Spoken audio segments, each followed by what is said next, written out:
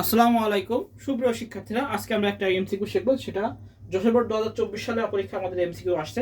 আচ্ছা, আমরা একটু খেয়াল করি। এখানে আমাদের 5D15 বলেছে ধারাটির পরবর্তী সংখ্যা কোনটি। এটা আমাদের যশোর বোর্ড 2024 সালে আসছে। তো আমরা দেখতে পাচ্ছি, আমরা একটু সময় নেব যাতে আমরা একটু বোঝার জন্য আর কি। তো আমরা এটা একটা ধারা আমরা সংখ্যাটা গ্যাপে গ্যাপে দেখবো যে কত কত গ্যাপ আছে। আচ্ছা, এখান থেকে এটা আমাদের গ্যাপ কত আছে আমরা হিসাব করি। আচ্ছা, আমরা একটু লিখে নিই। আমরা 10 জানি কি, আমাদের 10 আমরা সমান সমান এ জানি, 11 সমান সমান বি, 12 সমান সমান সি, 13 সমান সমান ডি, 14 সমান সমান আমরা জানি ই, আর 15 আমরা জানি এফ। এটা আমরা জানি, এটা হলো হেক্সাডেসিমালের সংখ্যা। আমরা জানি যে 10, 11, 12, 13, 14, 15 A B C D F. এবার প্রশ্ন কি বলেছে, 5D15 ধারাটির পরবর্তী সংখ্যা কোনটি, অর্থাৎ এর পরবর্তী সংখ্যা কোনটি।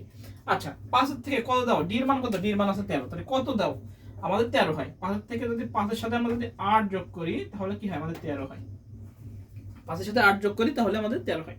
তাহলে আমরা 13 এর সাথে 8 যোগ করব, 13 এর সাথে 8 যোগ করি, 13 যোগ 8 তাহলে কত হয়, এখানে 21 হয়।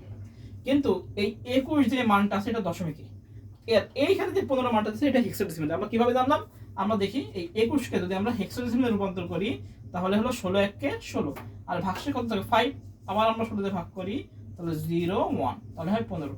তার মানে কি এই 15, এই 15টা হলো হেক্সাডেসিমালের ধারা। তাহলে 5 এর সাথে 8 যোগ করলে আমরা ডি, এবং 13 এর সাথে আমরা 8 যোগ করি কি হয় 21 হয়। এটা হলো ডেসিমেলে, কিন্তু যদি আমরা হেক্সাডেসিমালে নিয়ে যাই তাহলে আমাদের 15 হয়।